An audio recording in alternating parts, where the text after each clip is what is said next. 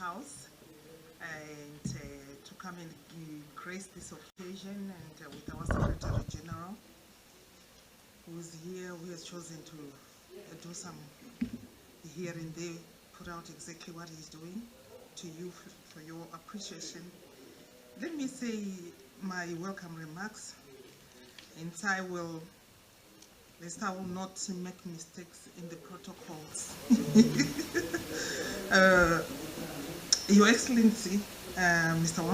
Mene, the First Secretary General of the African Continental Free Trade Area, Your Excellencies, colleagues, ambassadors and heads of missions, Ambassador Frank G. Wisner from Squire Pattenberg, Frank Samolis from Squire Pattenberg, Professor Val Okaru-Bisant, General Counsel and founder of AfCFT Development Impact, Scott, my dear friend, President of the U.S. Africa Business Center, and ladies and gentlemen, it is an honor and privilege to welcome you all. For those attending in person, a warm welcome at the Africa Union Mission to the USA, your Africa House, a warm welcome to you who are attending online.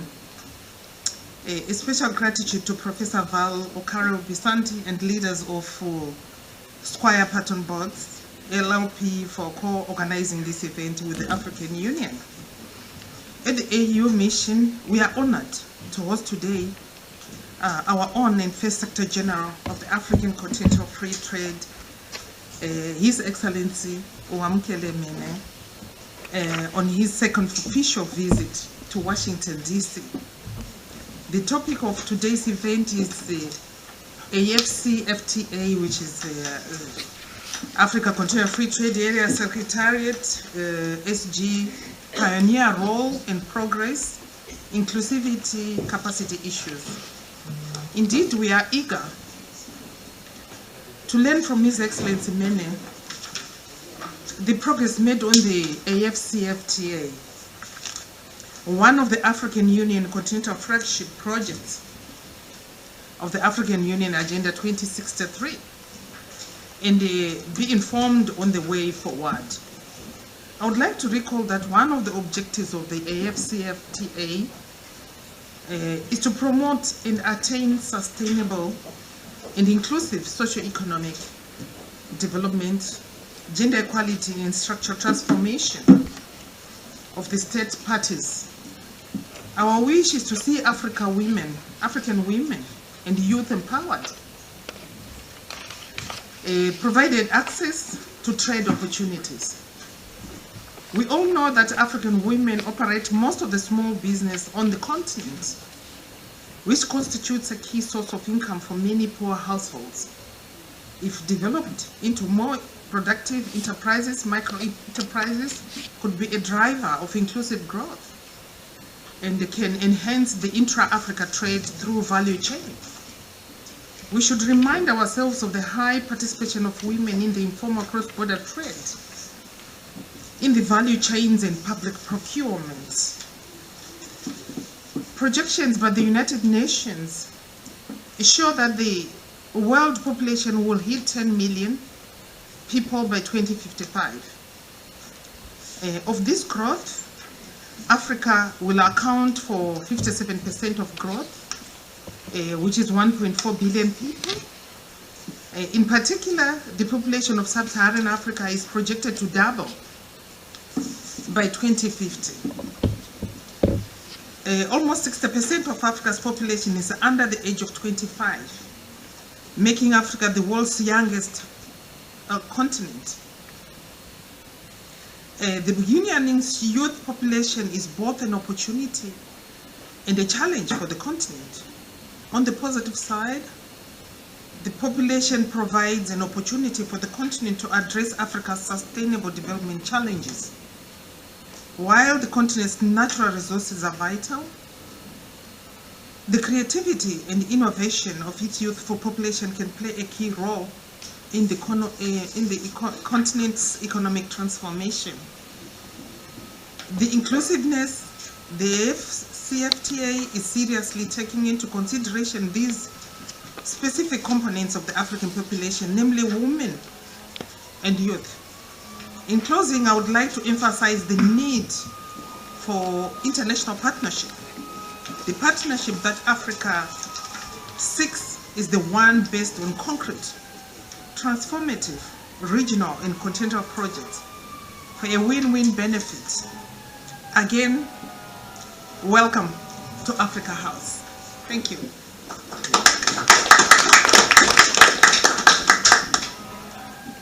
Yeah, it's working.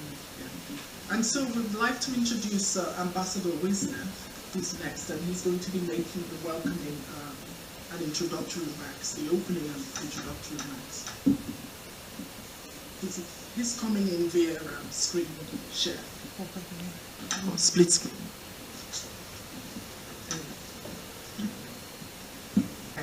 Please. Well, let me add my own word of welcome to the Secretary General. I'm delighted to be part of your proceedings today. This is a very important event. We've been waiting for it to happen for some time, recognizing that the launch of the free trade area has been set back by the advent of COVID, the disruption of financial markets and supply chains in Africa. So, Mr. Secretary General, let me welcome you to new complexities that are besetting you and the continent in the wake of the crisis in Ukraine, which also threatens international finances, food supplies, supply chains of minerals, and promises to disrupt the return to growth that we all hoped would take place as we came out of COVID. These new challenges shouldn't in any way deter you from your essential mission, which I think we all understand to be to use trade to drive growth, development, inclusivity, and balanced development across the continent. So I join many in wishing you well. Your advent or your visit to Washington is well timed. In addition, our administration, the United States government, is focusing on Africa, badly distracted by other world crises, but nonetheless, the focus is real and the focus is clear. And it's a change in emphasis from the past. Instead of looking at Africa as a point of contest in a global great power struggle, we'd like to, in this country, look at Africa as a partner in which Africa has agency and will set the terms in which we will all be able to cooperate on a broad basis.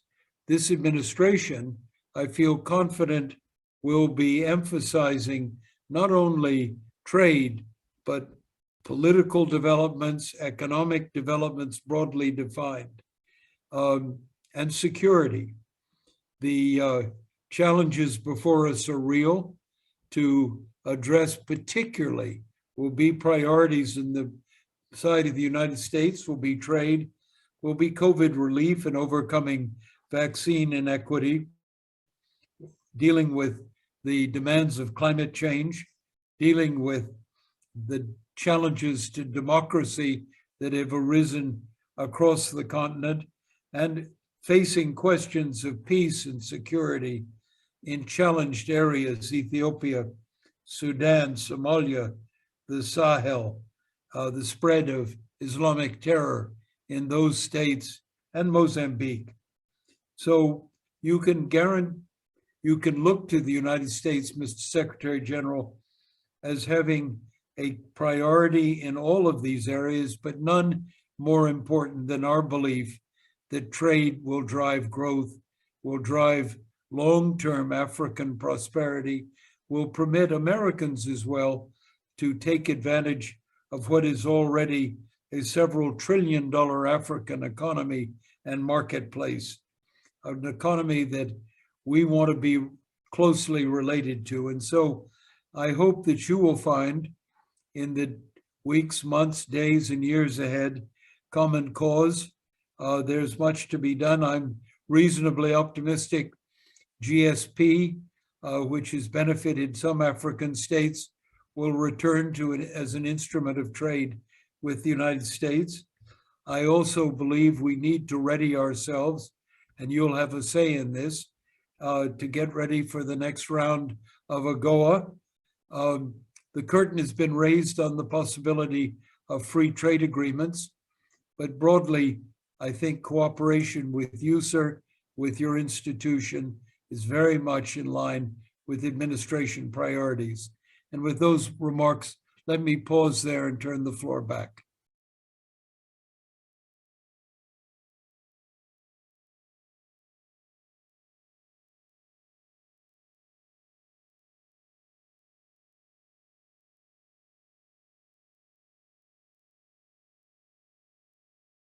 And several other places.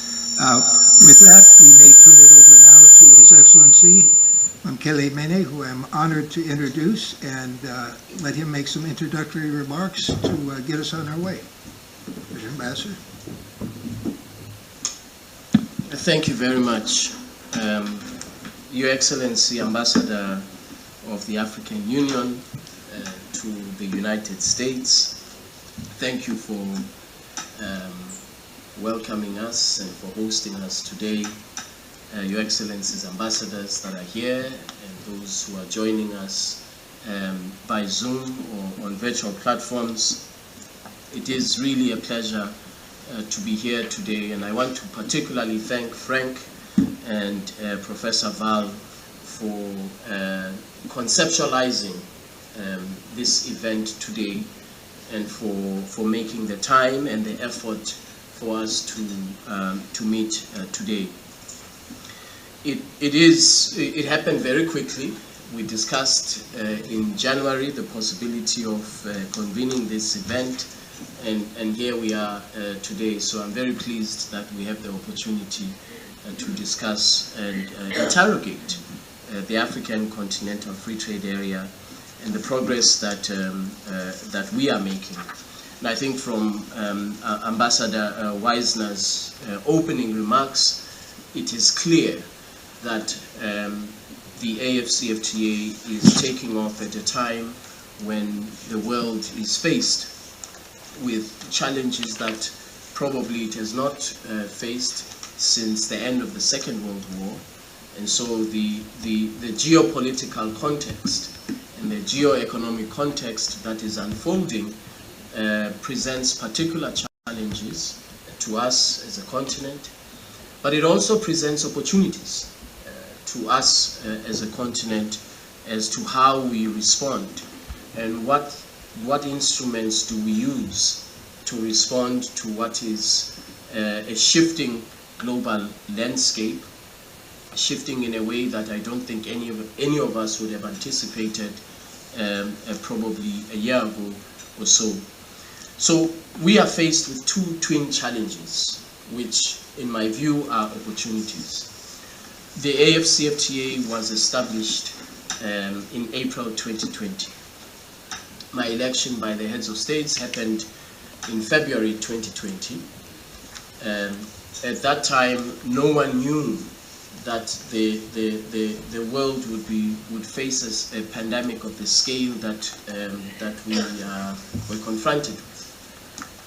The second event, of course, which is particularly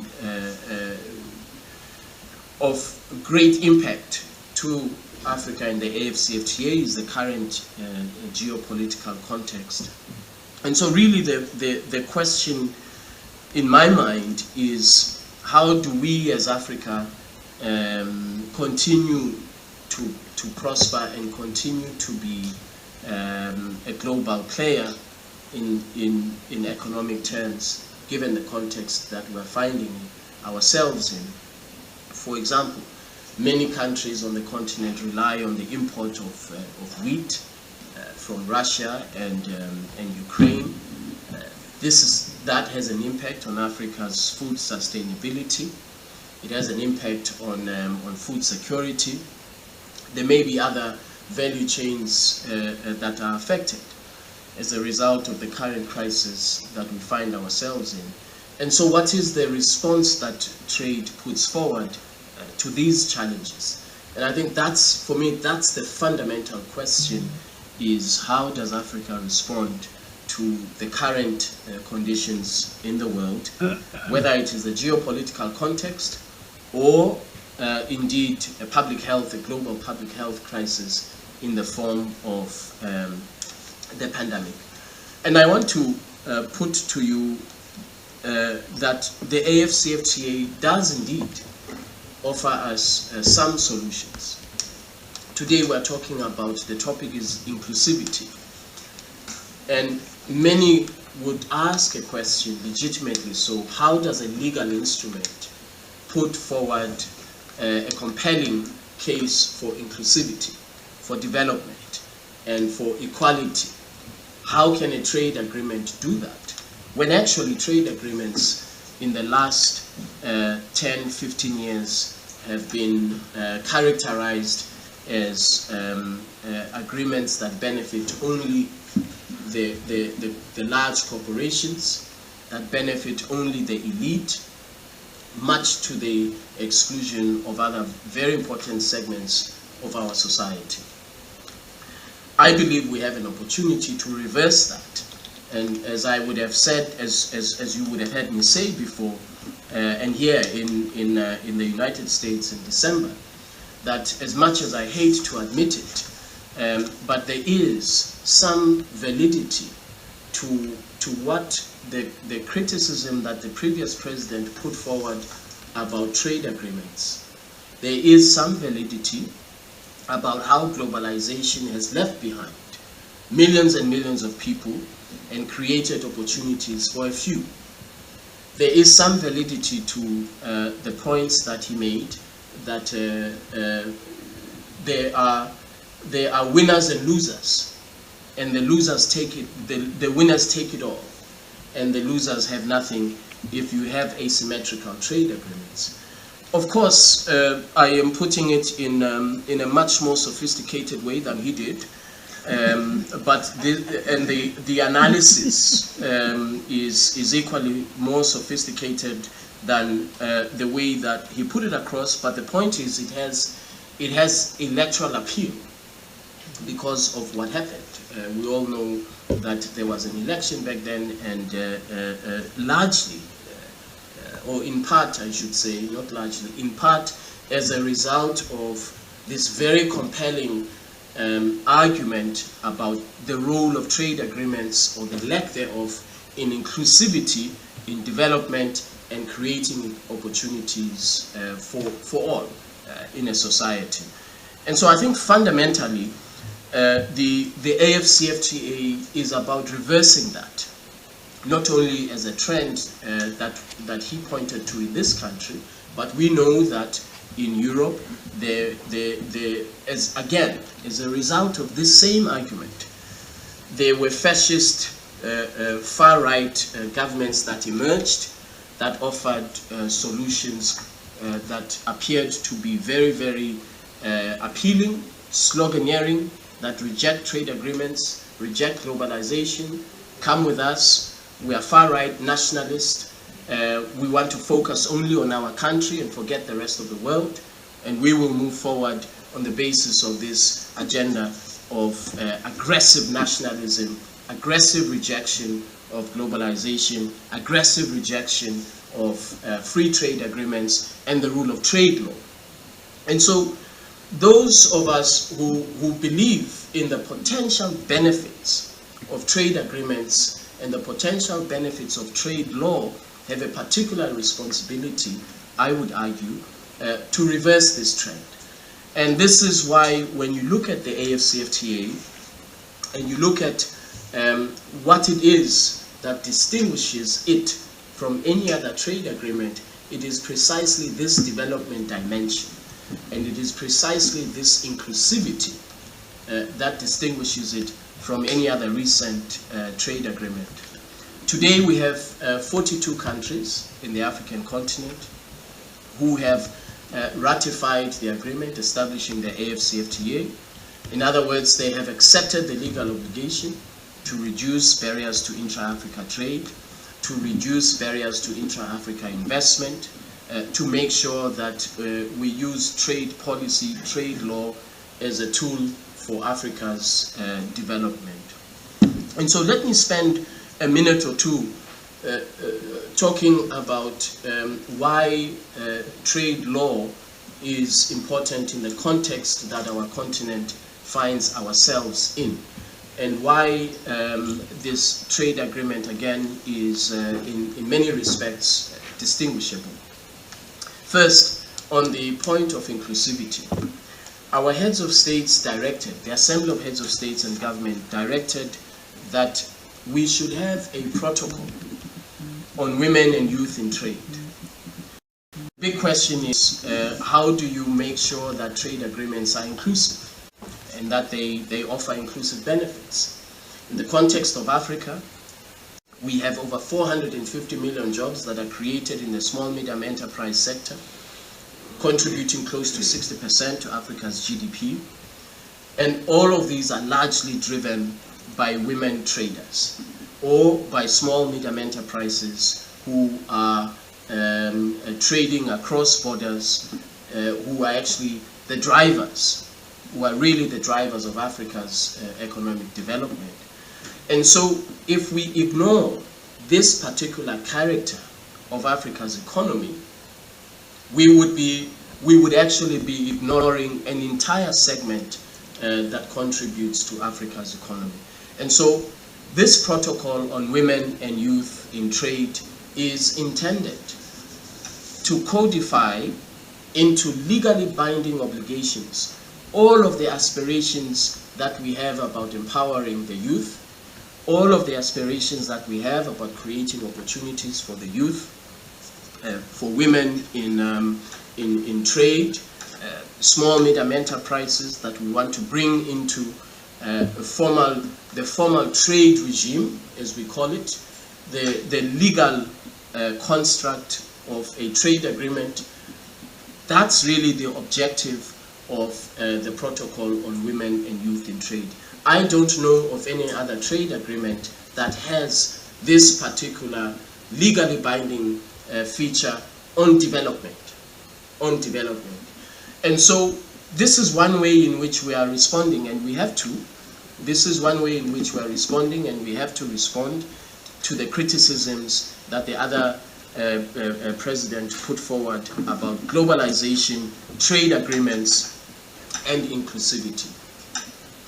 The second very important distinguishing feature of this agreement is when you look at other regional trade agreements, regional economic communities, the idea that industrial development, industrialization, which is usually, as all of us know, which is usually a policy tool, the idea that you can now have it embedded in a trade agreement is novel. We have not seen it before. And so we now have an agreement that encompasses industrial development as a very strong pillar of trade. We have in Africa, as we all know, we contribute 2.5% to global trade and output. All of us combined, 55 of us, we contribute 2% to global GDP. And so Africa's contribution to overall economic activity, global economic activity, is relatively minuscule. And that is largely because we continue to suffer from underdeveloped production capacities, which we have to improve. And the only way we can improve on that is if we have if we leverage on this population of 1.3 billion people with a combined GDP of 3.4 trillion United States dollars. And so the idea that we can have industrial development in a legally binding context is novel. And some argue that actually you cannot assert rights and obligation in respect of industrial development, that it is impossible to go to a panel of arbitrators or adjudicators and make an argument about legally binding obligations in respect of industrial development. But we will see when a case emerges on this issue. We will see how a panel will adjudicate on this matter, and we will see what the outcomes will be. I would note that the agreement is very novel in this aspect of industrial development. It was drafted by trade lawyers, by economists, and by politicians. And so some of the provisions that we see make very little legal sense, but they make a lot of political sense.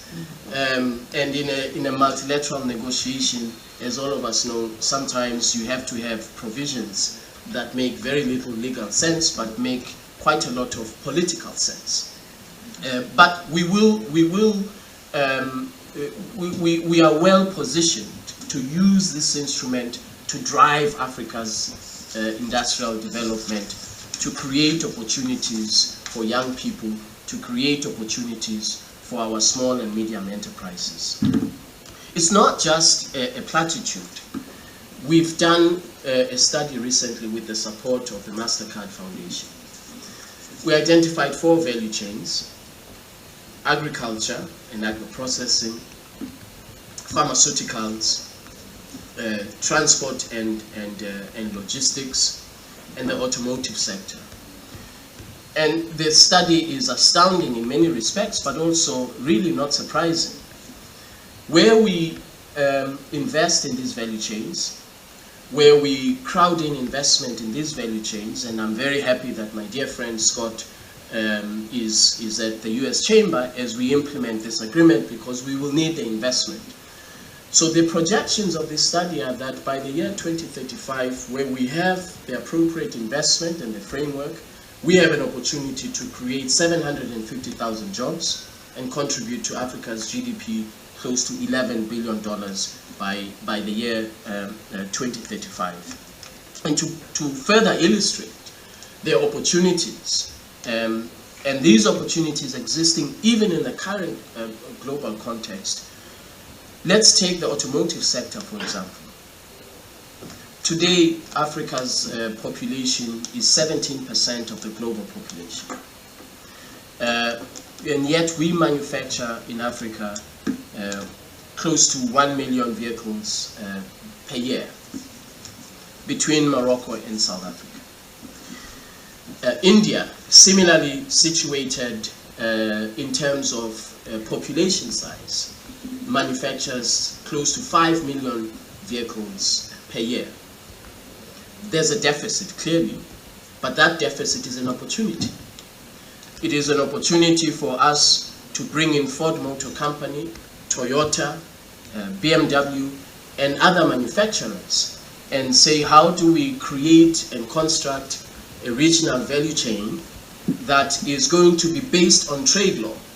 So I go back to the point about the importance of trade law, that is going to be based on a trade agreement where we say we no longer want to export, which is the declaration of our heads of states. We no longer want to export raw materials. We want now to process our raw materials on the African continent, rubber in Liberia or Cote d'Ivoire, processed copper in Zambia, and other components around the African continent. And I can tell you that already the global manufacturers of vehicles are looking at our market, the African market, because of this deficit of about 4 million units of cars per year. They are looking at what we are doing very, very closely from an investment point of view. From our point of view, it is an opportunity to accelerate Africa's industrial development. It's an opportunity for us to create high-tech jobs for young Africans, decent paying jobs, and to push back the frontiers of poverty across the African continent. But we will have to work hard to make sure that the benefits are spread. that the benefits are not only to South Africa, to Morocco, to Nigeria, to Kenya, to the relatively industrialized economies in Africa who have the export base. We will have to work hard to make sure that countries that today may not have the productive capacity, that in about 15 to 20 years' time, through the establishment of these value chains throughout the regions of the continent, that they too see the benefits. What we have done as Africans is to embed what I've just described, to embed it into a legally binding instrument which goes beyond what typically trade lawyers would put in a trade agreement. And so I think that it is particularly instructive that we are actually, at least I did, we've said there are these valid criticisms about inclusivity or lack thereof of trade agreements and globalization. What is it that we are going to do as Africans to respond to this particular reality? And we do so in a trade agreement. And so I've mentioned 2 or 3 examples of inclusivity and the principle of inclusivity being embedded and codified into law. We have seen some success stories about how trade agreements create opportunities. We know the experience of China, that China in less than 1 generation lifted close to 700 million people out of poverty, and that is as a result of export-led growth on the back of trade, and created opportunities for millions and millions of people in China. We also know the experience of Singapore and the other so-called Asian tigers. And so you can marvel at this as a trade lawyer, and you can marvel at this as a development economist. These aspects that we have weaved into a trade agreement are novel. The criticism I offer to my colleagues who are hardcore traditional trade lawyers is that you cannot have, in the context of the African continent, you can't have a trade agreement that focuses purely on the niceties of law. You have to use the niceties of law to advance development, to create equal opportunities amongst countries. And again, this is where we have been able to get it right, at least thus far as the African continent. We have been able to achieve, and this is how we're able to get it right, we achieved consensus in less than 5 years. When in the WTO we've been negotiating the Doha round since the year 2000 with no outcome. And again, I want to be very clear. I'm not criticizing the leadership of the WTO. It's a member-driven organization. I'm criticizing ourselves as members of the WTO. And so we have demonstrated as the African continent that actually multilateralism does still have a role to play in the world. We've demonstrated that we can achieve consensus in a trade multilateral negotiation and achieve consensus on the basis of inclusivity and development. And this is what we've been trying to achieve at the WTO with not much success, not because we a lack of trying, but because of the context. So we have yet again demonstrated that whilst we see over the last 5 years more trade protectionism, increasing trade protectionism, increasing investment protectionism, we've been going the opposite direction as the African continent. We have been reducing, we are reducing barriers to trade, barriers to investment, and once again, we are doing so on the basis of a legally binding instrument that I believe all of us should be looking towards as an instrument that has the potential to lift millions and millions of Africans out of poverty. There will be challenges, there will be difficulties, There will be some countries who will say, well, you know, we are experiencing a macroeconomic imbalance, a balance of payments challenge. We cannot reduce our tariffs for the next 2 to 3 years. We cannot commit to this open market for the next 2 to 3 years. We have built into the agreement safeguards, provisions that enable countries to cushion such realities whilst they remain within the broad legal framework of the agreement. And so we must expect that there will be challenges. We have an infrastructure deficit on our continent of close to $100 billion, which again, the deficit is an opportunity for investment. Already, the African Development Bank over the last 5 years has invested close to $40 billion in infrastructure in Africa, trade supporting infrastructure. Afrexim Bank has equally invested over the last 20 years over close to $25 billion in trade financing projects across the African continent. But we will have challenges. We know this from the experience of the European Union, as I said before. I had a journalist come to my office, and the journalist from the European publication said, well, you declared 2 years ago that you've started trading. Show us the trade data. Where is the trade data? How do we know that this agreement is going to work? And I said to him that you, as Europeans, started your market integration project 72 years ago with a coal and steel pact that was 5-6 countries. Who came to you 2 years later to say, show us the data that you are indeed trading as these 5 or 6 European countries at that time? So let's be intellectually honest. You had challenges in Europe, you had successes in Europe, you succeeded to be the model of integration, economic integration around the world. We aspire to have, as we've said in the Abuja Treaty, that all our heads of state signed, we aspire to have the highest level of integration on the African continent, ending with a monetary union.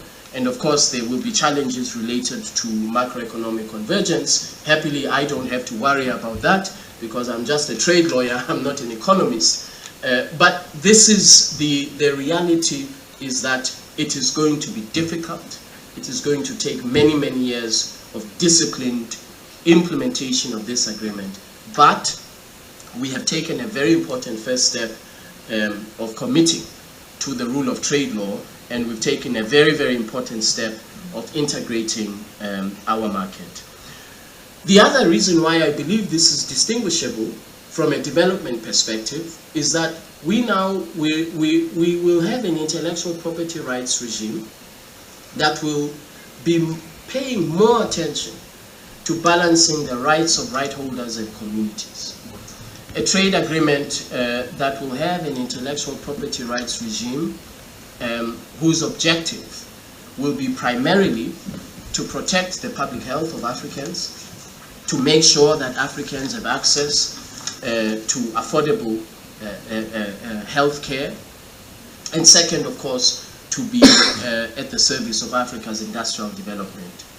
In 2019, the African continent imported $16 billion worth of pharmaceutical products. We have the capacity to produce these pharmaceutical products in Africa.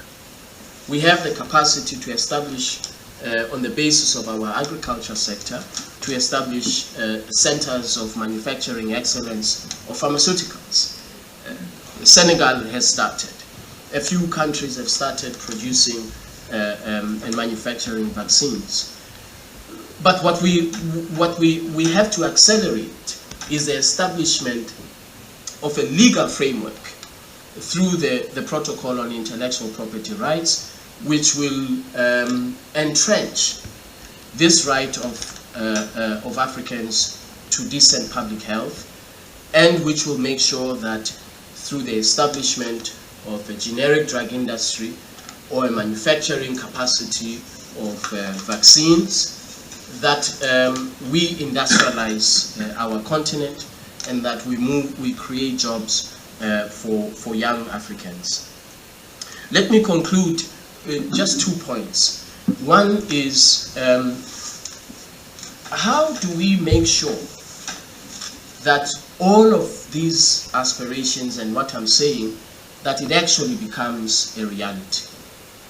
The World Bank, you would have seen in the year 2020, released a study that where we implement this agreement effectively, we have the opportunity to lift 100 million Africans out of poverty, 30 million Africans out of abject poverty, 70 million Africans out of moderate poverty, and contributing to Africa's GDP over $450 billion by the year 2035. And the most immediate beneficiaries of all of these projections will be small medium enterprises and women-led small medium enterprises. This is not going to happen by chance. It's not going to happen on its own. We will have to make sure that we introduce tools that will enable us to reach these very, very positive projections. That is why it's very important that we have a small medium enterprise trade finance facility that is going to be continental, a small medium enterprise facility that will enable our small medium enterprises to expand from country to country, from Nigeria to Kenya, from Malawi to Tunisia, to expand into new markets and to scale their investment and businesses. We have recently introduced another important tool for payments, and that is the Pan-African Payments and Settlement System. Today we have 42 currencies in Africa, and these 42 currencies present a challenge to trade. You have to first convert to the dollar, and then the Ghanaian cedi to the dollar. You transact with your counterparty in Zambia. They then convert the dollar to the Zambian local currency, the Zambian kwacha, and so on across the African continent. And all of these costs, $5 billion annually is how much the cost of currency convertibility. That's what we can quantify. What we cannot quantify is the cost to efficiency, the cost to access to trade, the affordability of trade, and of course the cost in terms of competitiveness of our small medium enterprises as they seek to trade across the borders. So this payments and settlement system, which is now part of the legal architecture of the AfCFTA, is a very important tool of inclusivity and of ensuring that we have a trade agreement that works for everybody, not just for small or large, rather large corporations. We are also, we have, as you may have seen, we have launched, along with our partner Afrexim Bank, we launched the AfCFTA Adjustment Fund. Our estimates are that it is going to cost between $7 and $8 billion to implement the AfCFTA. There are countries that will suffer adjustment costs. There are countries, as they reduce and eliminate their tariffs, there are countries who will see revenue forgone. And so that's a reality that we have to confront. And I'm very happy that Afrexim Bank has made already available $1 billion to finance the AfCFTA Adjustment Fund for those countries that will need it. It is not going to be, as I said previously, it is not a fund for a Minister of Finance to say thank you very much, this is for budget support. It is going to be intended for productive sectors in a country. If you say that my textiles and clothing sector is suffering, this is suffering as a result of competition from other African countries. This fund is intended not to create a distortion in the market, but to enable the sector to be more competitive through investment in capital, through investment in skills for workers. The third area that is an important tool is the Africa Trade Gateway, which is a digital platform that will connect our small medium enterprises and create a digital marketplace for small medium enterprises, for young people to be able to trade across borders on our continent. And you will have on the platform due diligence information about customs, procedures, rules of origin, and a range of other market-related information that supports trading across borders. And so I think if we take a step back and we reflect on why it is that some trade agreements failed, in my humble opinion, it is because there's an absence of tools that are intended for inclusivity. There's an absence of trade finance for small medium enterprises who are, as we know in our context, who are drivers of economic activity on the African continent.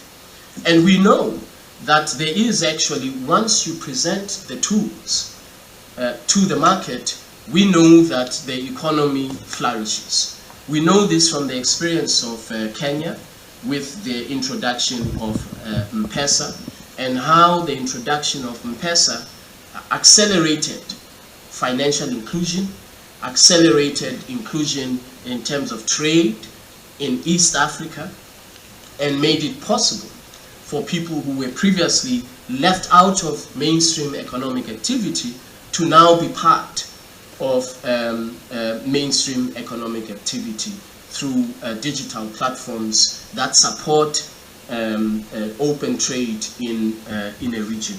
And so I was asked recently, are you an open trader? Are you a free trader? Do you support free trade? I say, yes, I support free trade subject to certain conditions. And these conditions are inclusivity and development for all in a trade context and in a trade regime. And so it is not impossible to imagine that as small medium enterprises today contribute close to 60% to Africa's GDP, it's not impossible to imagine that in 20 to 15 years' time, we will have a higher contribution of to Africa's GDP coming from small medium enterprises as a result of a trade and a legal instrument. And so the point that I've been trying to make, I hope, is shared. That actually we don't believe the other person who recently left the White House. We don't believe that trade agreements are intrinsically for only the rich and intrinsically only the large corporations. That actually we believe that trade agreements can be an instrument for development. And we as Africans want to be at the forefront of proving that reality about trade agreements. And we have, I believe, at least from a drafting point of view, we have demonstrated that it is possible. The last point that I would make as I conclude is, again, on the legally binding commitments. What are we going to do to make sure that countries live up to their commitments? Because it is a contract. It's a legally binding treaty amongst today 42 countries. African investors have posed this question. I was told that the African continent has an excess of about $1 trillion of capital that is floating around. I don't know where it's floating around, I have not seen it, but I'm told it's floating around. That African investors are sitting on cash and that they are hesitant to invest, and the reason the investors tell me is because there has been an absence of predictability and certainty of the market on our continent. And the fact that there has been an absence of the rule of trade law or the rule of investment law or the rule of commercial law.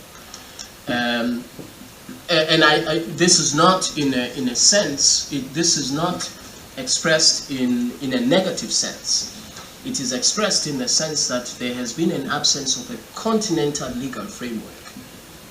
A continental legal framework for commerce, for investment, and of course for trade. And so this has caused investors to be apprehensive about cross-border investments. I've never been an investor, I've never been a business person, so I don't know. I have to take them at their word. But what we have now done, we have constructed a legal instrument that has an enforcement capacity, the dispute settlement mechanism. It has embedded in it all of the universal principles of law. If you are a country and you feel that the agreement has been violated, you allege violations by another country, or if your investor or your trader says to you that country X has violated their commitments, that country would then, you as the investor, you petition your country, and your country will espouse your claim and initiate dispute settlement proceedings in accordance with the agreement. There will be a panel that is established to adjudicate on the merits of your claims. The panel will issue a ruling. You don't like the ruling, you go to Frank, and Frank, as the lawyer that he is, will go to the appellate body, and the appellate body will adjudicate on the merits and issue a ruling. And at that point, you will have to bring your measures into conformity with the outcomes of the appellate body. This is applicable to all countries who have ratified the agreement. Now, the reality is that there will be countries who will say, I couldn't be bothered. We know that. That happens in the WTO, that happens in most regional trading arrangements. So you cannot compel a country to act in a particular way forcefully. But I do know that our state parties are willing to commit to the rule of trade law. And they know, of course, that where you do not, or where there is an appearance that you do not commit to the rule of trade law, that this impacts on your investor outlook as a country.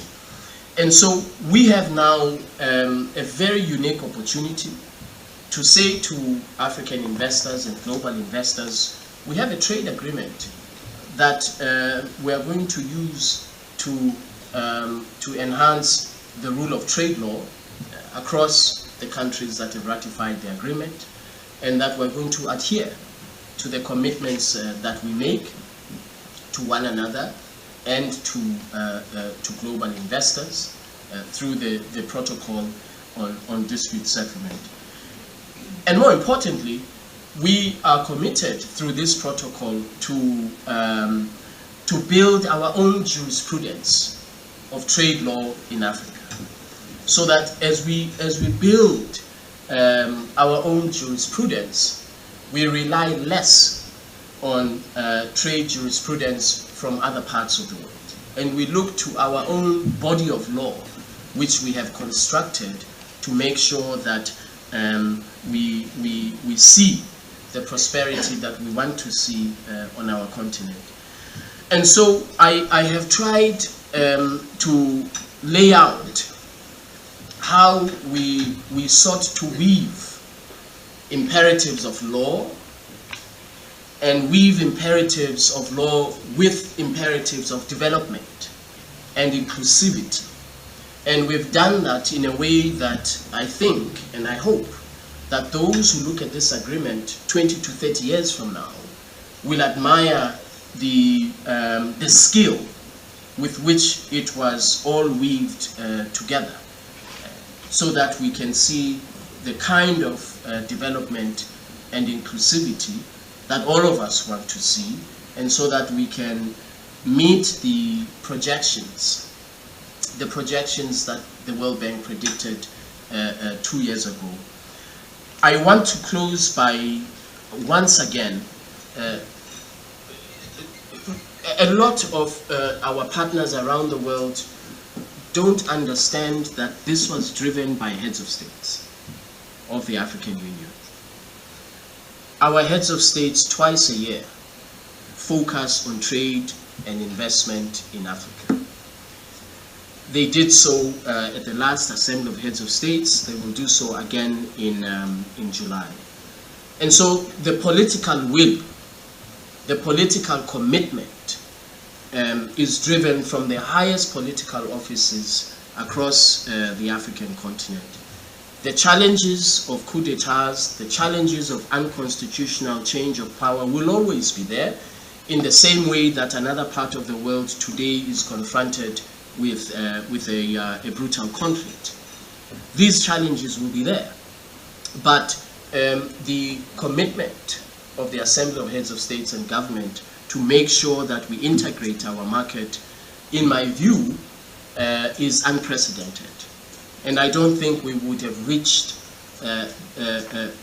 this far so quickly in less than 5 years if we did not have the commitment of the heads of states and government. As I speak to you next week, the week after, I have to go to a head of state and report to him what we have been doing since they last met in February. So there's not a long time in between. Since they last met in February, where is the progress? Where are the challenges? What is it that you need us to do as heads of states to make sure that we move faster, we see progress quicker, we make a difference quicker, and we improve the conditions of Africans? We will need, of course, the United States as a partner in this.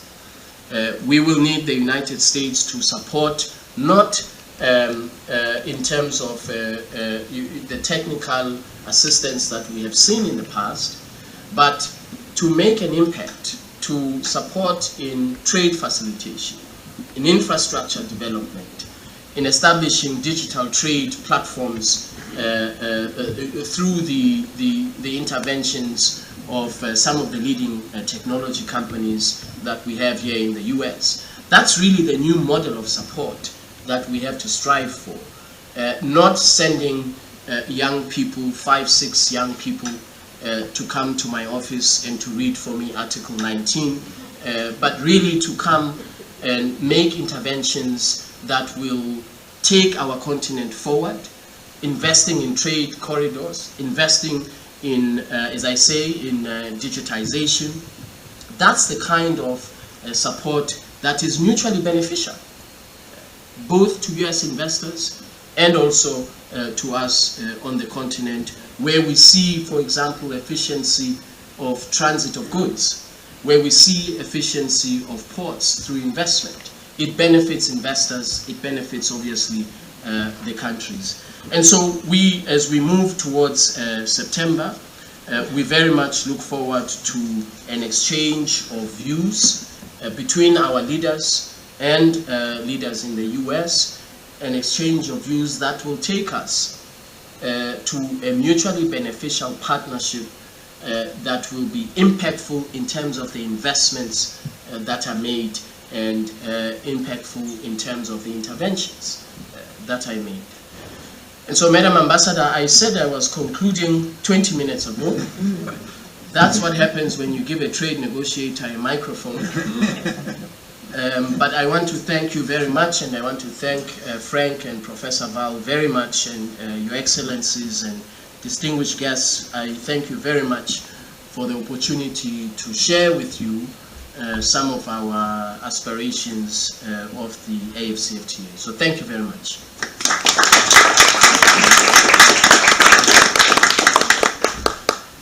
Well, if any of you were wondering if His Excellency has a vision and an understanding of what the AfCFTA is all about, I think your questions have been answered. It was a very impressive discussion.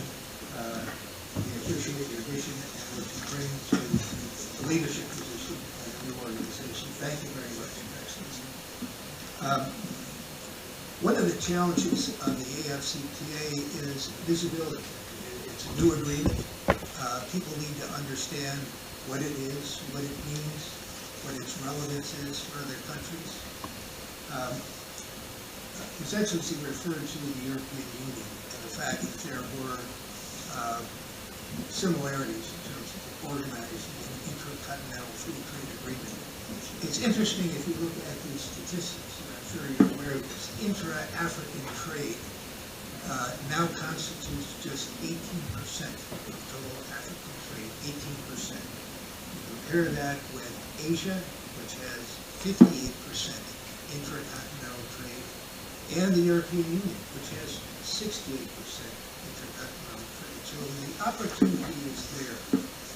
The need is there to come up with an agreement that is really going to promote trade within Africa. And I think His Excellency has laid out the challenges as well as the opportunities. The other challenge, as I mentioned, is with respect to visibility and knowledge in Washington of this agreement. To that end, I may call your attention to the latest issue of The Economist, which has just come out. There's a lead editorial in favor of mentioning the AfCFTA and a long article describing the challenges and the details of the AfCFTA, as well as individual countries that are positing some protectionist points of view within Africa. It's a big challenge for His Excellency. So, in order to keep us somewhat on schedule, I'd like to just ask His Excellency, this is a unique situation. It's a new international organization, and you are... Oh, sorry. This is a new international organization. You are the first head. In addition to that challenge, remember that His Excellency mentioned that COVID hit 1 month. He was sworn in 1 month before the world went on lockdown. So in the big picture, a holistic picture, how do you view your role in terms of a leadership capacity? How do you view your role as a spokesman to the rest of the world, to the WTO, to the trading community about what you intend to accomplish in your years in office? Well, thank you, Frank. Well, I refer to myself as a COVID SG because I came about a month before COVID, and I spent 6 months in a hotel room in Addis Ababa because everybody was in a lockdown. There were 42 countries on the African continent that were either in a partial or a full lockdown. Borders were closed, goods were not transiting, so it was an incredibly difficult time to make an argument for open trade in the middle of an unprecedented pandemic. My role was described to me by a head of state who said, well, you know, you will have to know when to be a secretary and when to be a general. And most of the time you will have to do both in a very skillful way. You serve member states. It's a member-driven organization. You cannot tell member states what to do. But when the thing collapses and falls on our faces, it is because of you. As the Secretary General, as member states, we will not say that we told you not to do that. So it requires for us to build consensus amongst member states. It requires to bring into a point of convergence, to bring incredibly difficult views, differentials in levels of economic development. On the one extreme, we have countries that have a GDP per capita of $100. On the opposite extreme, you have countries that have a GDP per capita of $25,000. And so clearly, they have different economic interests. And how do you make sure that there is a convergence towards a consensus in that context? And so that is the job that I have to do, to serve member states, to facilitate consensus amongst member states, to make sure that we make progress, because the expectations are very, very high. Africans want this agreement to succeed. Africans want to overcome the fragmentation that we have experienced for the last 65, 70 years. And so this is the philosophy of what the Secretary General has to do. There are, of course, very practical things that we are required to do to support member states, that is technical and capacity building, which we are doing. It is also monitoring and evaluation of implementation of the agreement. It's too early to talk about monitoring and evaluation, but we have already established the mechanisms to do that.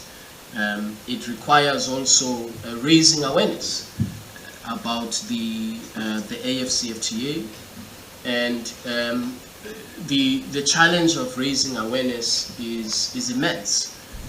We have to raise awareness in a way that it's not just for the big corporations that know about the benefits of this agreement, but we also have to raise awareness amongst the youth, amongst small, medium enterprises, so that they can expand their businesses across borders. If you have a market of 1.3 billion people, you don't need any other market. You may not need any other market. And so this issue of awareness raising is very, very important. So this is the role of the COVID Secretary General. Thank you very much. Professor Bell, I think you had some comments and observations on inclusivity. That's right. And I wanted to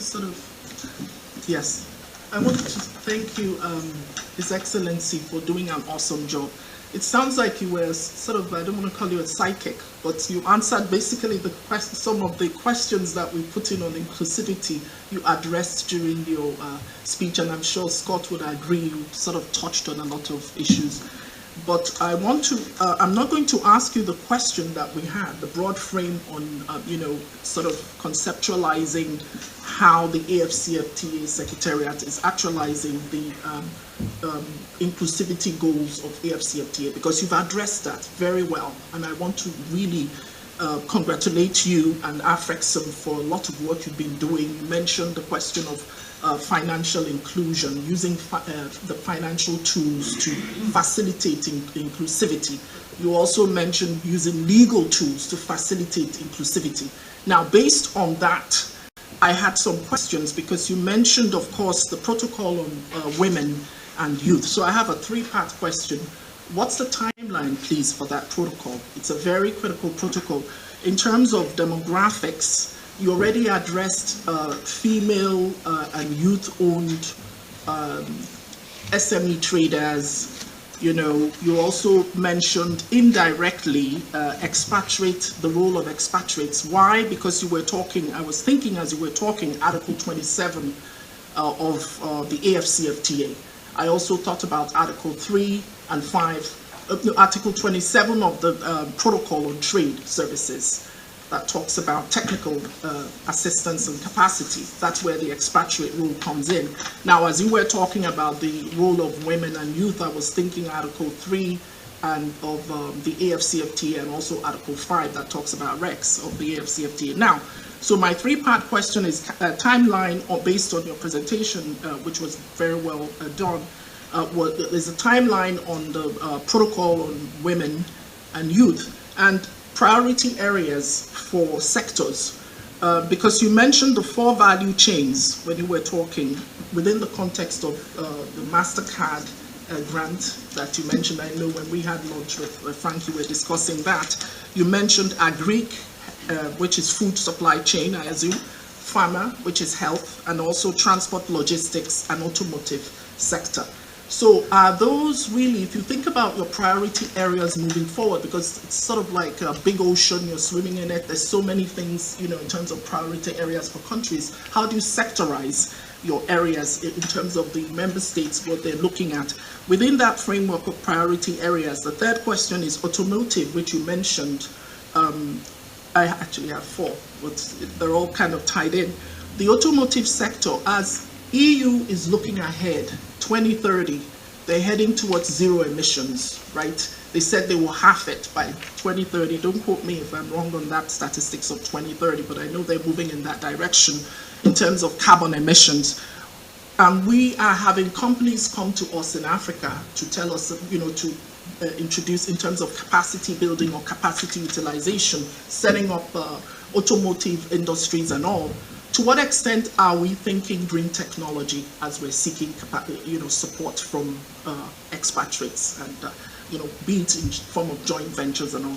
Now, the last question is, I really like, the fact that, as you eloquently said, AfCFTA has inclusive socio-economic development strategic goals.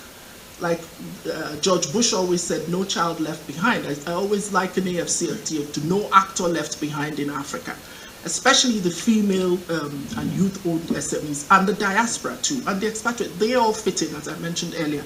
But within the framework, I have a lot of clients that are female-owned SMEs. And I see my sister is sitting there, she also has clients.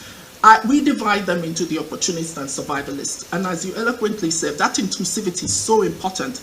So something that I wanted to ask you within that framework is the information gap. And you mentioned when Frank asked you a question about awareness, building awareness. But building awareness at that grassroots level, because if we're talking about the legal instruments that we're using to facilitate whatever trade agreements we have, as you eloquently said, female-owned SME traders comprise more than 79% of the workforce in Africa. Trans-border trade, be the Rwanda border, Kenya border with DRC, be it Nigeria, Mene.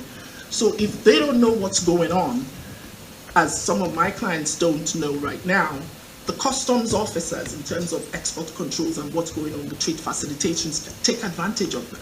So how do we, and this is some of the work I do, but talking in the bigger context now, how do we reach them in terms of that gap? Business, this is what Frank and I do. We do that with our clients.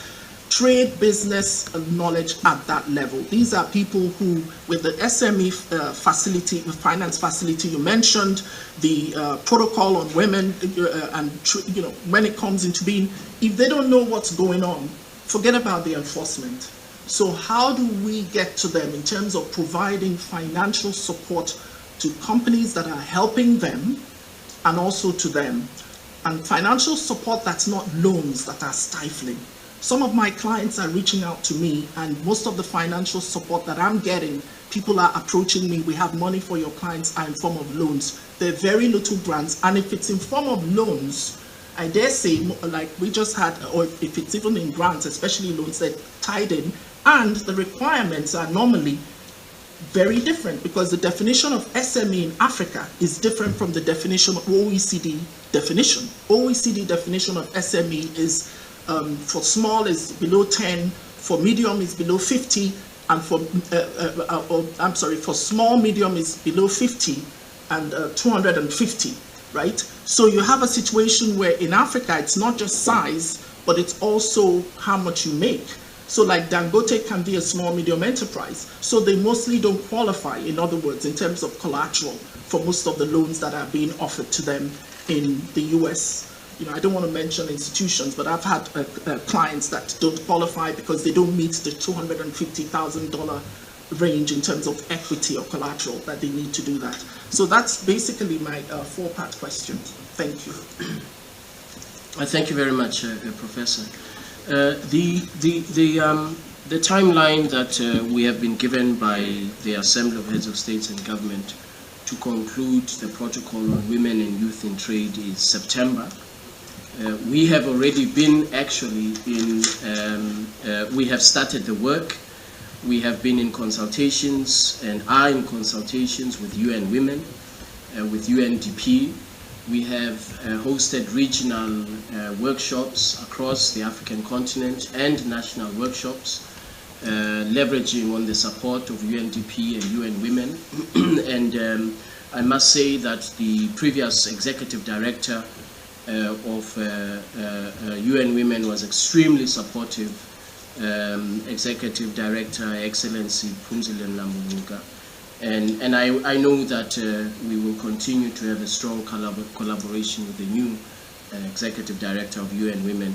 So we have the support of other institutions globally and continentally that have better expertise than we do on issues related and challenges that are confronted by women in trade and in business. I am very happy with the progress that we've made thus far in the regional and national consultations for the protocol on women and youth in trade.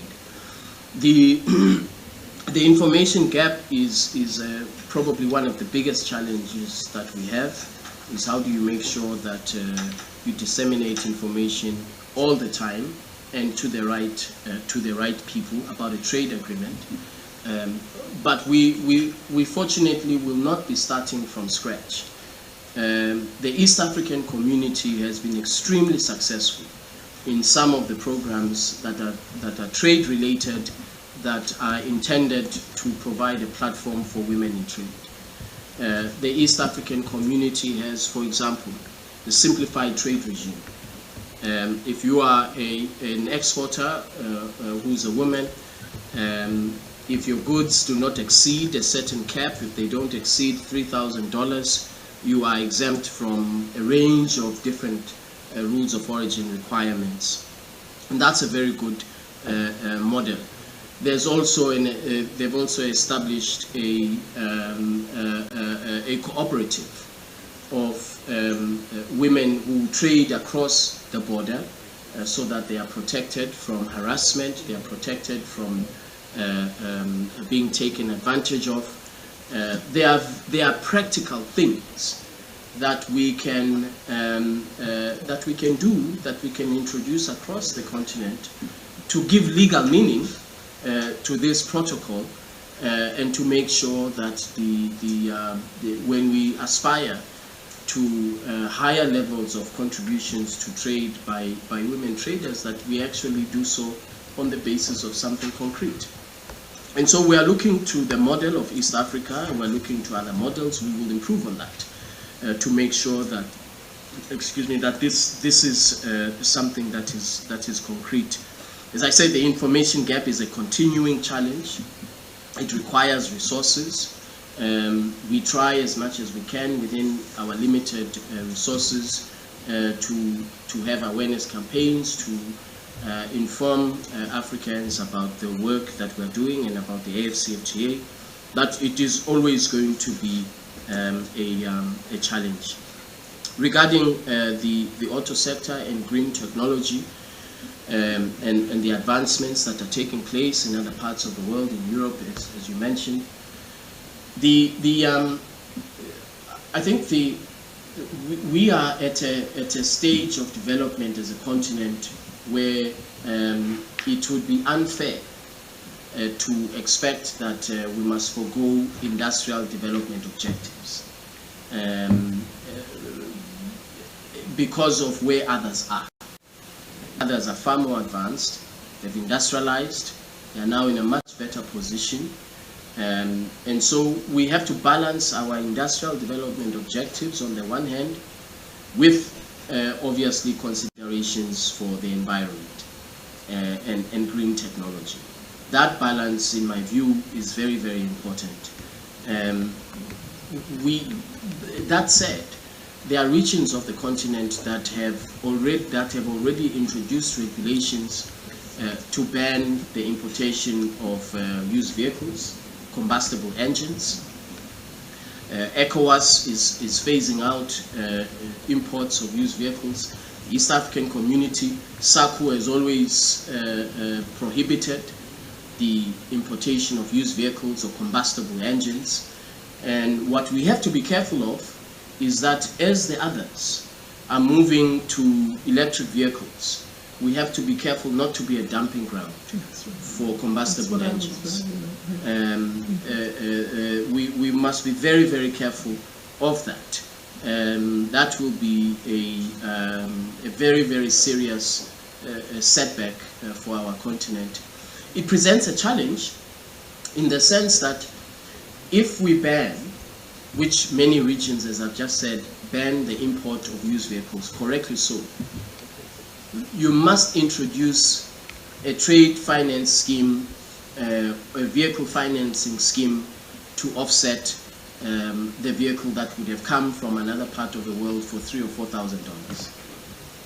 And that's why AfCFT Bank has stepped up and has created a facility of minimum $1.5 billion for the automotive sector to make sure that we meet the challenges that will come with transition in other parts of the world. And so we announced that partnership of the automotive fund of $1 billion at the Assembly of Heads of States and Government last month in Addis Ababa, so that all countries can benefit from the industrialization that comes with the automotive sector. Regarding the priorities, we looked at these 4 value chains because in the study that we undertook, it was clear to us that this is where there is a great deal of labor-intensive value for job creation, decent jobs, decent paying jobs that will enable people to have opportunities. And if I may mention the example of how these trade agreements, and when you identify value chains, how you can see the benefits. Today, Lesotho supplies gap. 20 years ago, when AGOA came into effect, how many people would have been able to predict that Lesotho would be globally competitive in textiles and clothing? And creating over 200,000 jobs. They have now transitioned to the automotive sector, the components of automotives. They are again creating decent paying jobs on the back of a trade agreement.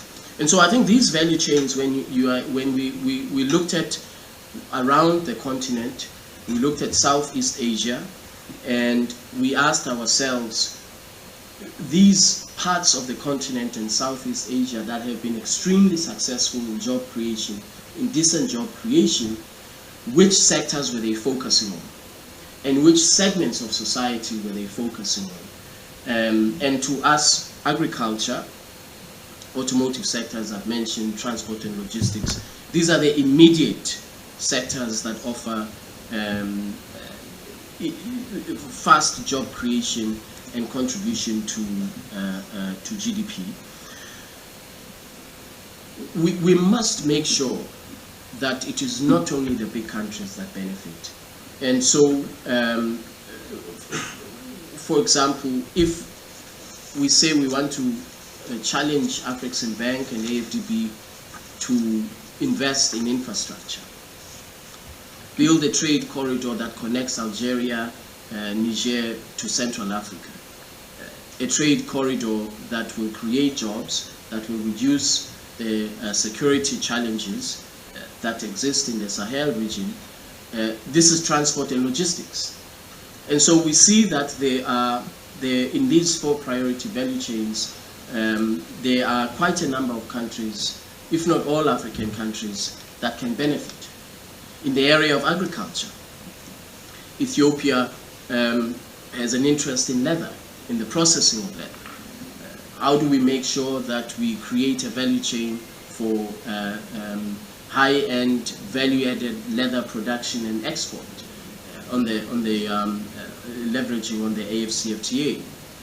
I mentioned to the ambassador the other day that when I was in Zimbabwe, Zimbabwe has an ambition and has already started working to leverage on the agricultural sector to export oxygen. So these are things that are critical to the trade agreement and that we have to focus on so that all countries see the benefits. I mentioned Zambia and copper, Liberia and rubber, DRC and lithium batteries, Gabon and the processing of timber into high-end furniture, Senegal and the establishment of a pharmaceuticals industry that is able to supply pharmaceuticals through the entire value chain of the continent. And so I think there are concrete things that we can do and that we should do, and these value chains are at the start that we require for that. Great. Yes, thank you so much, His Excellency. So with that, I pass on to Scott. Well, hey, welcome. It's wonderful to be back at Afcft. It's been a while, so thank you, Madam Ambassador, for the invitation. Thanks to the co-host today. Secretary General, you and I have had a long history of talking about everything from the WTO to South Africa and markets in between. One of the things that struck me in your conversations today, sorry my microphone's not close enough, but I have a big voice. See, that's what friends are for. Is the capacity. It can be the most well-written trade agreement in the history of humankind, and I say humankind, not man or womankind, but humankind. But the implementation is where the rubber meets the road, both literally and metaphorically. So when you look at the ability to on-take capacity, noting the funds that are needed around that, how are you looking at breaking this down from the theoretical to the border, and how do you make sure that at all ports the customs modernizations are taking place? How do you ensure through this agreement that the supply chains that are necessary to harness the amazing opportunities that Africa presents, from raw materials to value added on, are actually on the table for the markets around the world to be the off-taker? Bring this back. Thank you. Thank you, Scott. Well, I think that I was telling yesterday in a different setting that in our building at the AfCFTA Secretariat, there's close to 300 years worth of cumulatively combined experience in trade law, trade policy, trade negotiations. So from a technical skills point of view, the capacity is there. That is why I get very frustrated with my colleagues in Europe when they tell me that we will send you experts. To do what? What are the experts going to do for us? We are the ones who negotiated this agreement. We know the challenges. We know what is in it. As a matter of fact, my wife says, you know this agreement better than you know the Bible. So what are you going to come and tell us, you know, with providing this these expertise? So the capacity to implement, in my view, is really in the area of, as you said, where the rubber meets the road: trade facilitation, transit of goods, customs procedures, digitization of implementation of the trade agreement. That's where the capacity and the partnership comes in. It comes in a new model of cooperation. We discussed yesterday about how a company such as FedEx or UPS, how we can work together to develop a digital platform for transit of goods. That benefits everybody. And so I think we have to rethink when we talk about, I'm not suggesting for a moment that it was said here, but we have to rethink when we talk about technical assistance. Those days when experts were sent from Brussels to our capitals, those days are over. They are long gone. They were not happy days to begin with. And I know because I was there at the DTI when we were told, oh, you know, SADC, you don't have capacity, we will teach you how to negotiate with us. And we will give you money to teach you to negotiate with us. So we have to rethink the type of cooperation. And I do see concrete areas of investment. Recently, for example, in 2021, a syndicate of banks led by Afrexim Bank invested in Bridge, a public-private partnership, improving the efficiency of Bridge, ensuring that there is soft and hard infrastructure, investing over $250 million in the ecosystem around the border area. These are the kinds of impactful support mechanisms that work, that show results, that benefit investors, that benefit also the governments. So now we have a program that, again, led by Afcft, where the customs authorities will cooperate with the private sector to make sure that the transit of goods in Beitbridge is more efficient than it has been before. And so I think that this is what we can focus in when we talk about implementation. We have established national implementation committees throughout countries, and that's really the job of the Secretariat to support those national implementation committees within our budget resources. The supply chains, what we saw during COVID-19, especially at the beginning of COVID-19, when there was a global distortion of equipment that is required to fight the pandemic, countries were imposing restrictions on the exports of masks, germ-killing products, and that to me demonstrates very, very in stark terms the need for us as Africa through the AfCFTA to establish our own supply chain capacity, not to disconnect from global value chains, but to establish a degree of regional value chain capacity. And again, there's a role there for investors.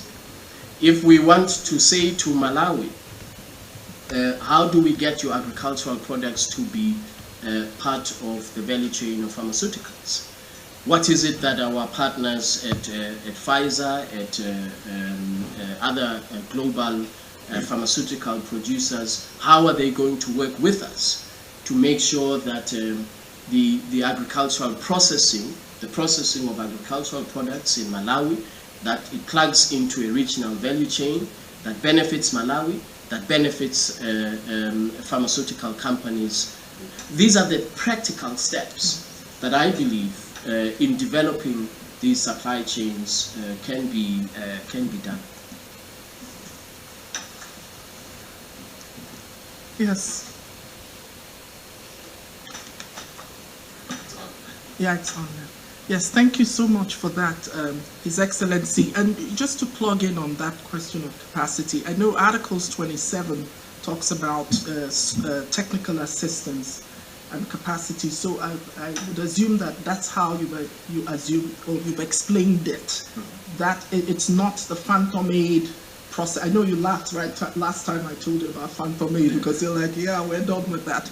So it's more on a practical level, information sharing, mutual benefit, mutual gain, joint ventures. There's a big role for lawyers to play, because there's a transactional aspect of, sort of looking at the licensing agreements and joint ventures that would come out of the whole gambit of, arrangements that we're talking about. But just to chime in on that, 27G and 27D talks about help, getting technical assistance to help.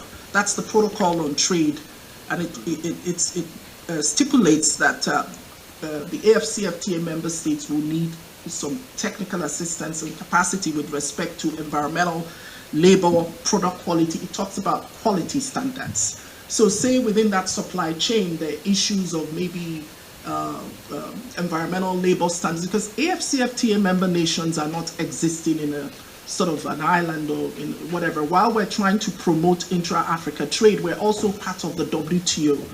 Okay, so we're going to be negotiating with ourselves, which is intra-Africa trade and intra-Africa manufactured goods, which is what the rules of origin are about, making sure that all the products from cradle to grave are African.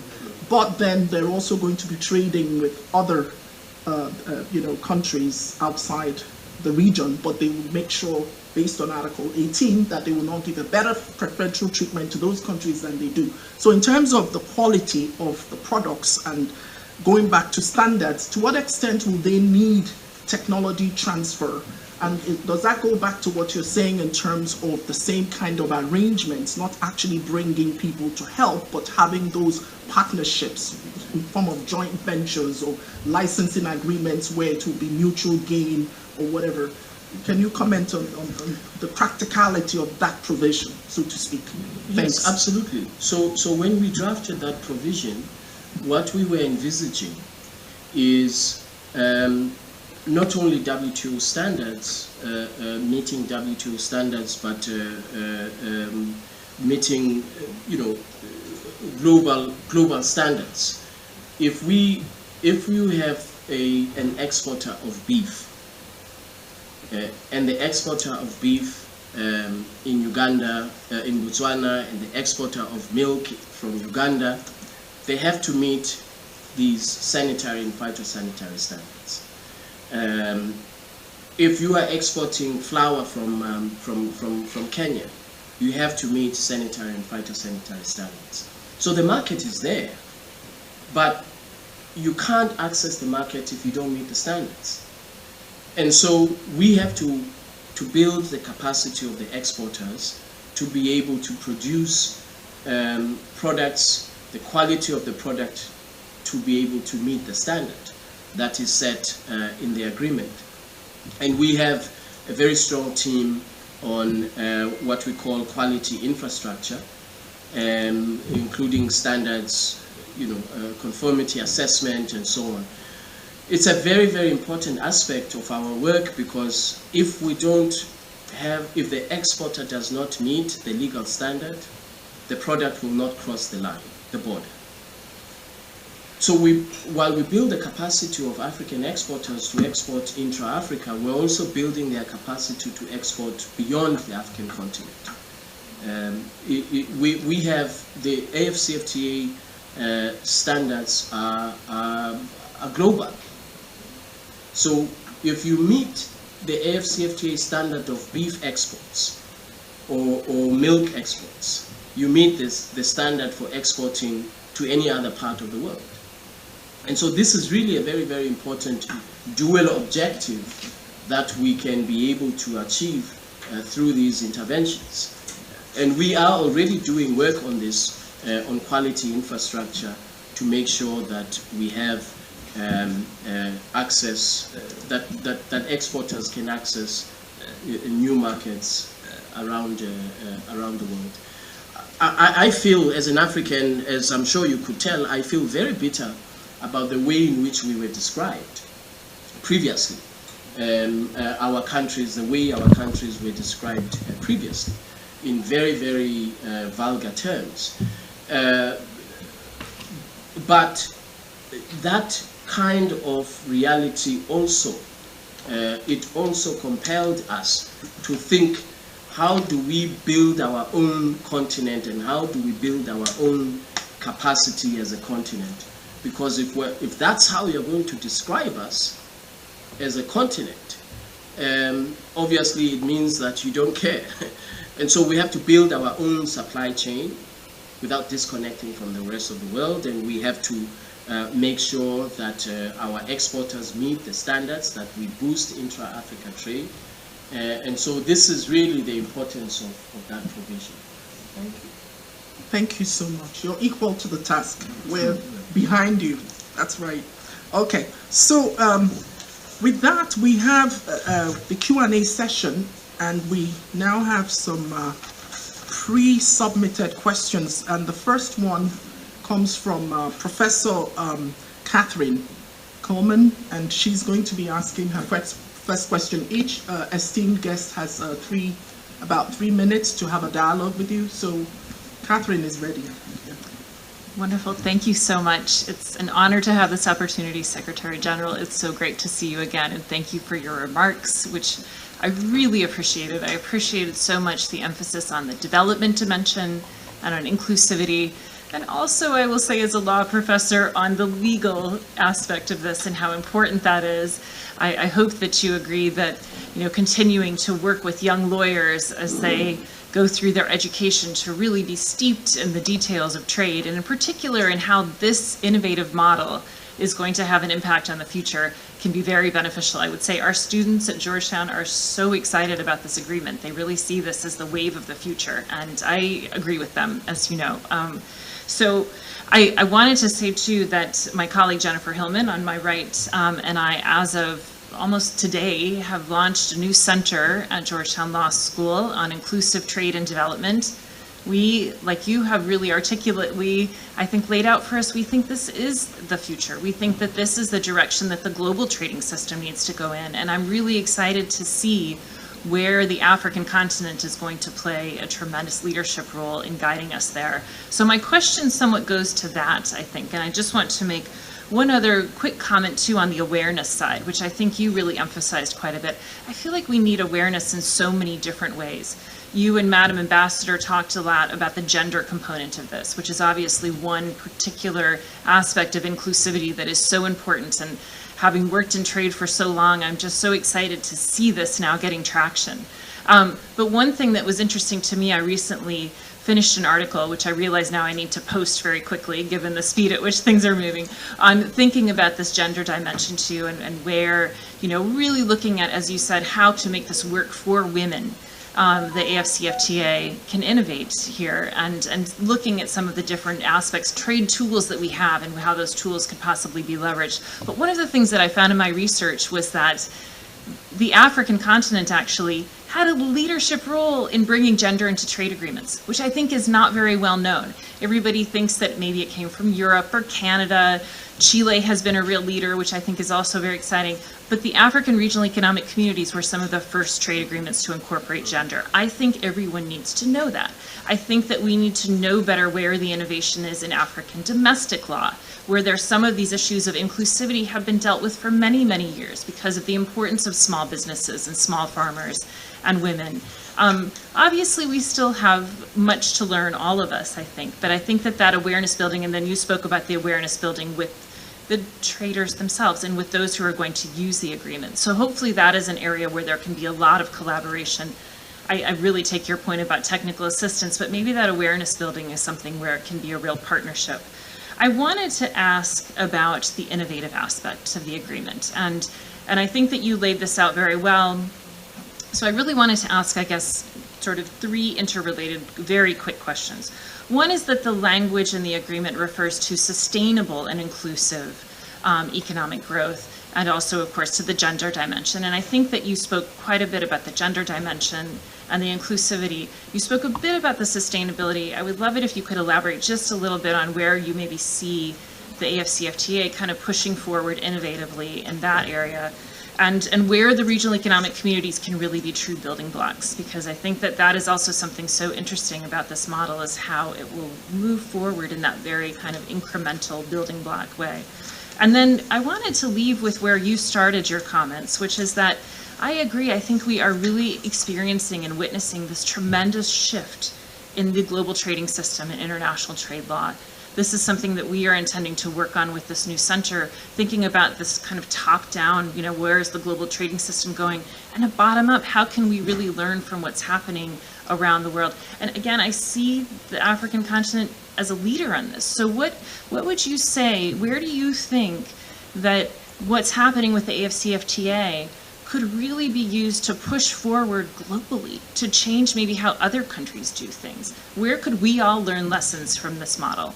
So I know that will unfold over time, but I would love to hear your thoughts on that. And again, thank you so much for this, and I'm honored to be here and really look forward to continuing the conversation.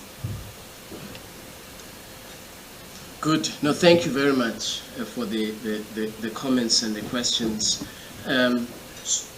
We had a big challenge when we had a big difficulty when we were negotiating the agreement on how far we want to redefine sustainability in the context of the trade agreement. And of course, as you know, it's a very, very broad concept. And so, to be very frank, we left it deliberately in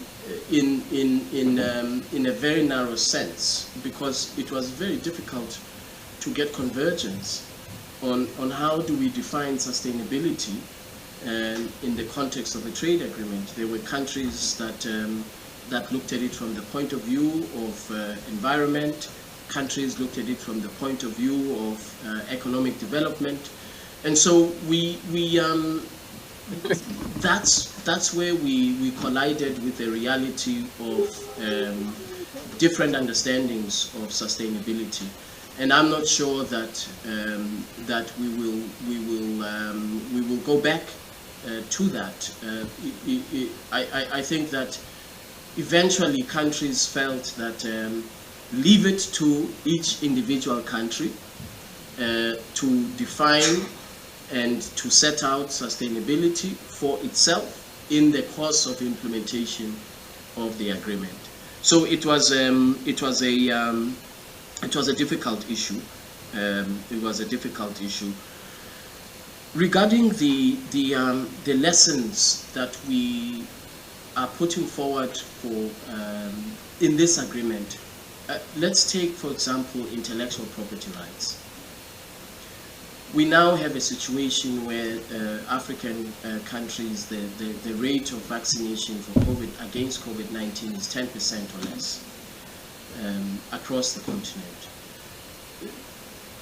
And we have a situation where the global intellectual property rights regime is not as flexible as we would like it to be in order to make sure that we meet public health objectives of the African continent.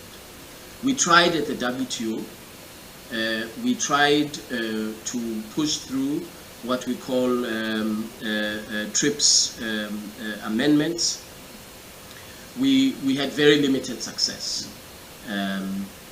So what we have the capacity and the opportunity to do in the African Continental Free Trade Area is to establish a protocol on intellectual property rights that will really focus not just on the rights of right holders but also on public health. So, for example, we can have and we will have a broad provision that says where you are confronting a global pandemic, the right holders must take account of that global pandemic in the exercise of. I don't want to use the word suspend their rights, but certainly there are big questions that we can ask about where you have innovation that is funded by public funds. Do you really have a right to exclusive protection? If you innovated on the basis of public funds and you come up with this vaccine and you protect it for 30 to 40 years, do you really have an unlimited right where you use public funds for innovation? So I think these are questions that we can codify in a way that all of the things that we tried to do at the WTO we could not do. All of the reforms that we tried to introduce, the TRIPS amendments, that we had very limited success, again, not for lack of trying, but because others didn't share our view. And so I very much appreciate the position of the government of the United States on patents in the context of a pandemic. If you look at the position of South Africa and India, and what South Africa and India have proposed in the TRIPS Council, that's exactly the direction that we should be taking about asking questions about exclusivity of rights in the middle of a global pandemic that is killing millions and millions of people. I think not only is it a legal question, I think it's a moral question also. So we are striving to put forward a protocol that will be forward-looking in confronting some of these challenges.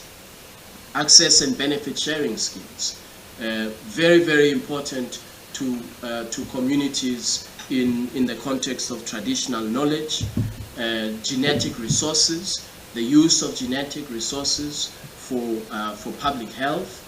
Some of these genetic resources we've seen in the case of Huda and Namibia, genetic resources that are used exclusively, and the communities having very, very little benefits. we have an opportunity to capture these reforms and put them and codify them into law so that the rest of the world can see that actually it is possible. No one is saying that a right holder should not have legal protections and enforcement capacity over their rights. But if you are in a context of public health, I think we have to ask bigger questions. We should not put profit before lives. We should put lives ahead, and a trade agreement and intellectual property rights regime should do exactly that. And so I expect that, of course, there will be a lot of opposition to what we will do, but we have to do it, because this pandemic that we're coming out of clearly demonstrates the fact that intellectual property is at the heart of public health, and so we have to address that specific concern. Thank you, His Excellency. There you go. Excellent job in balancing intellectual property rights, promoting innovation against public interest. And interestingly enough, too, as Catherine was saying, one unique thing too, just to add to what you said, using law as an instrument of promoting equity, promoting not just business, but also equity. And the IP, what you're talking about, the protocol will reflect the social, economic, cultural, political, institutional conditions in Africa for a change. That's a good thing, because it has to reflect that, and that's very good, I think. So we have 3 more questions. I'll ask the second one, and then Frank, you can ask the remaining 2, remember you. So I think we have Julian Peckert. Yes. Sure. Well, from the Africa Report. The Africa Report, Afcft. Yeah, thank you so much, dear General. Great talk. I saw you last time you were here. So. Oh, sorry, you can't hear me. So I wanted to ask you, obviously you're here in the United States. We've talked about how the U.S. can help. And you also talked about, this idea of not just leveraging the intercontinental trade, but also looking towards helping trade with the rest of the world. And of course, the free trade agreement with Kenya is one of the things that everybody's been looking at. I've got the ambassador sitting next to me here. This is of great interest to a lot of people. I know that, there's been some talk about using a U.S.-Kenya FTA as a blueprint for how the rest of the AfCFTA countries could negotiate with the United States. And I'm wondering, I believe you've spoken to this about how internally, an FTA could work, but I was wondering if it's a priority for you in your trips, in your engagements with the United States. Do you talk about, the Kenya FTA as something that you favor, that the AfCFTA community, the Secretariat favors? Are you trying to push the Biden administration in that direction? Because it doesn't look like, they've done very much with it over the past year. And so I'd love to get your thoughts on, whether you're lobbying on this in any way or advocating for it. Sure. No, thank you. Well, as I mentioned earlier, the AfCFTA is a member-driven organization. It's an intergovernmental, a subset of an intergovernmental body, which is the African Union. And when I was in Nairobi a year and a half ago with the Cabinet Secretary Betty Mene, we discussed this issue. We even had a press conference, and I said, and I again will repeat what I said in Nairobi, that the AfCFTA makes provision for a state party to negotiate with whomever it so wishes outside of the African continent, provided that you grant the same treatment that you are giving to a third country. You grant the same treatment to an AfCFTA state party, or better treatment. That is the legal. That's the legal position. So it's permissible. Any country can negotiate with whomever it so wishes, under the conditions that I've just mentioned. Of course, politically, the heads of states are all in agreement. We were there in Nouakchott at the summit of heads of states in 2018, where they all agreed and they emphasized the what we call the MFN clause, that anybody can negotiate with anybody, and that we prioritize also the consolidation and implementation of the AfCFTA. So we are on track.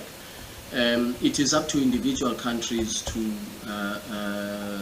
implement on all angles, on all sides, and I'm very confident that that Kenya is.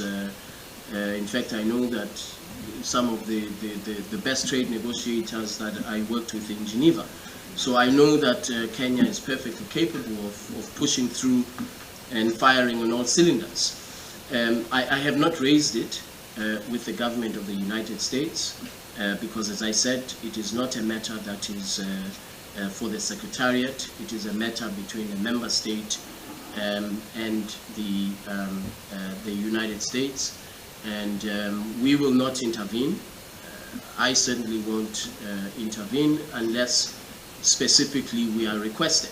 We have not been requested, so it is a matter between the government of Kenya and the government of the United States.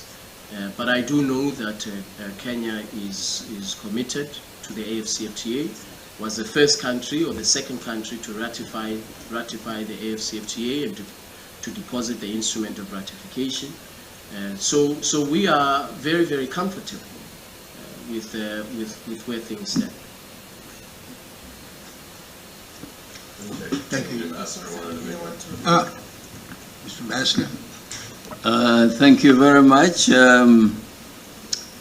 SG, you have answered what I would have been expected to say, but let me take this opportunity to reiterate Kenya's credentials as Pan-Africanist and heavily committed to Africa's regional integration agenda, the economic integration of Africa. Even when we commenced negotiations with the United States, we did express in negotiating objectives our fidelity to obligations we have with the East African community, with the COMESA and AfCFTA. And as you rightfully pointed out, Kenya and Ghana were the first two countries to ratify AfCFTA, and so we are fully committed to the AfCFTA, and Kenya will not negotiate what would be outside the expectations of Africa, because African agenda is Kenya's agenda. And so I just wanted to let my colleague know that we had 2 rounds of negotiations. We had a pause. Internal discussions are still going on. There is nothing Kenya will negotiate which will be outside the scope prescribed and agreed upon by the African states. Thank you, Mr. Ambassador. I'm not sure if Laird Traber is still here or not. He departed. He departed. Okay, sorry. So we will turn to Steve Landy, Manchester Associates. Steve, good to see you. Thank you. I don't know if you need a microphone or I talk loud. I don't know. You talk loud. You still want a microphone.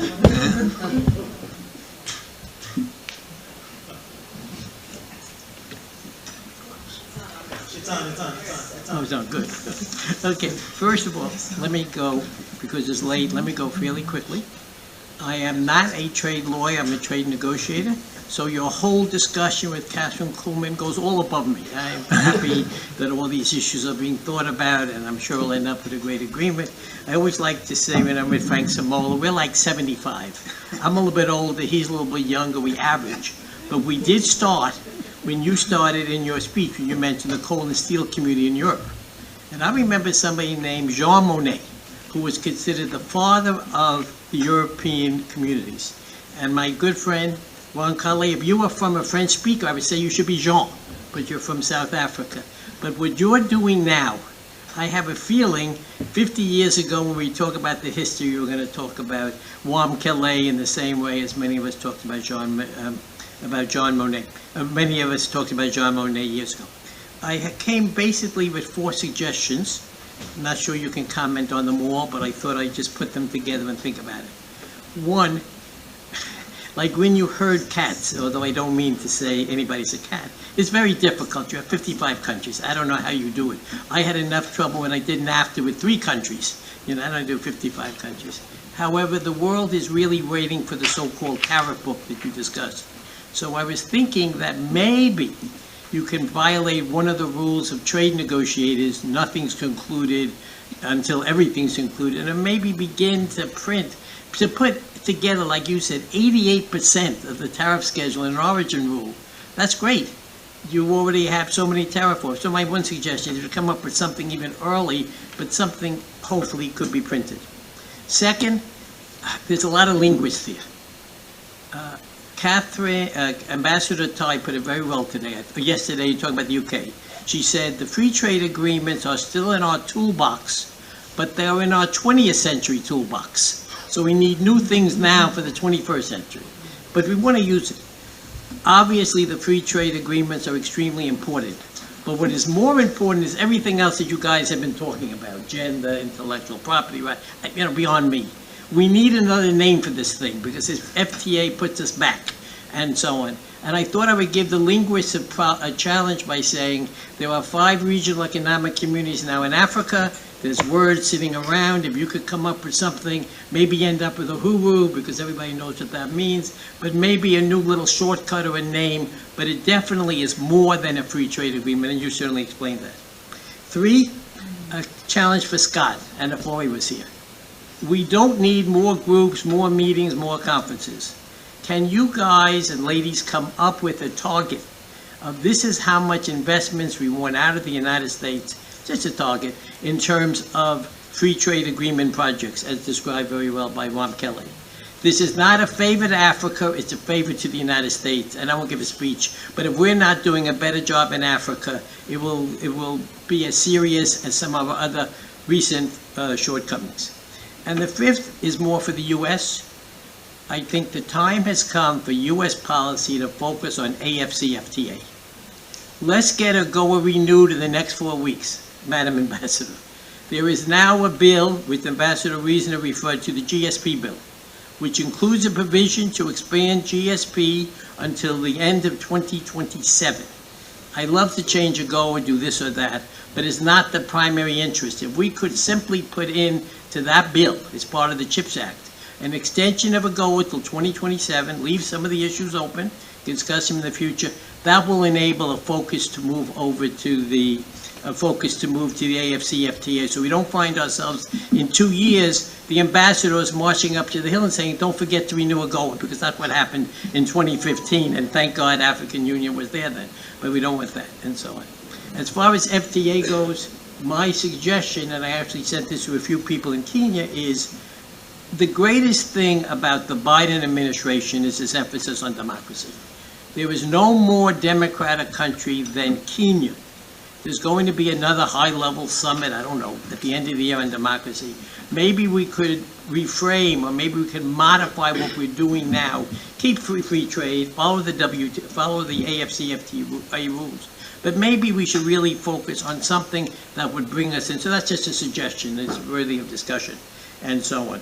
And my last suggestion is that please, this is really at the U.S. side, the U.S. government, please schedule a meeting with Ram Kelly, I don't know what other people in terms of organizing free trade, you obviously need the countries there, African Union, please schedule something with this group and with President Biden, because you have to give that attention to this agreement, and nothing will give it more than, quote, a summit meeting. So my strong suggestion to the U.S. side is, let's get let's get a GOA taken care of if we can.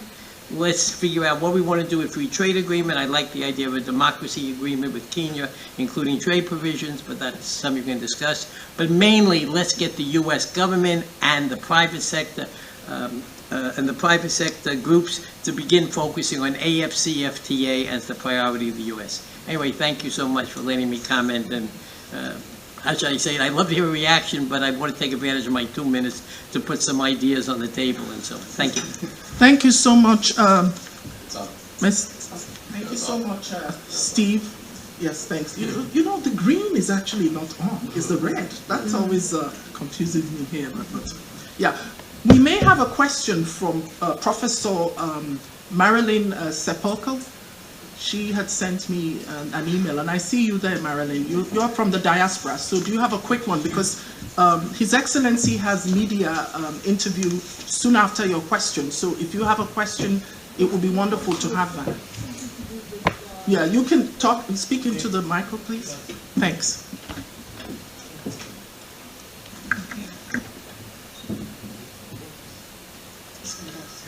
Yes, my question is very quick. It had to do with the AfCFTA and Agenda 2063, and how is the timeline with regards to books? Okay. No, thank you again to Steve and Madam for the comments and the questions. I think most of the comments that Stephen made were directed to the US government, happily, not to me. But I thank you for your kind words and your words of encouragement. We actually have a target to publish an AfCFTA tariff book by May. Our heads of states are meeting again in July. We want to publish it in May. We are at a point where almost 90% of trade can happen on the basis of rules of origin that are already agreed to, as you said. That's the basis for negotiation, or rather for implementation. As you know, at the WTO, 75%, 76%, substantially all trade. We've gone beyond that. And we will soon, by the end of the year, we will be at 100% coverage of all products. So we will have an AfCFTA tariff book. We will have a manual for rules of origin.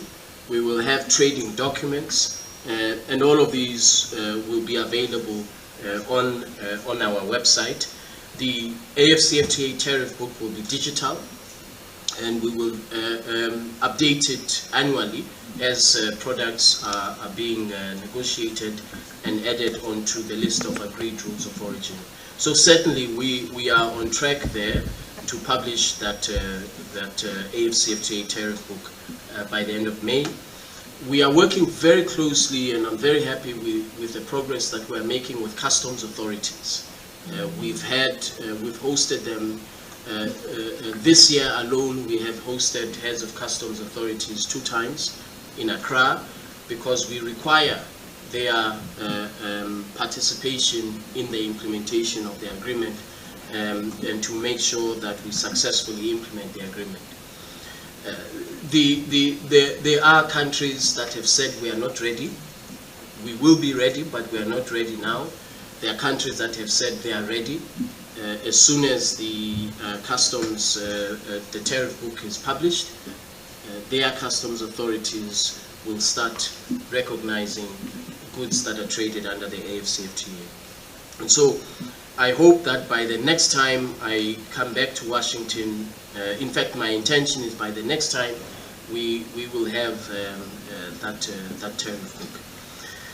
Regarding Agenda 2063, the former chairperson of the African Union Commission, Her Excellency Madam Dlamini Zuma, this was really her vision of how do we position the African continent to be a future leader globally, economically, in terms of security and in other areas, innovation.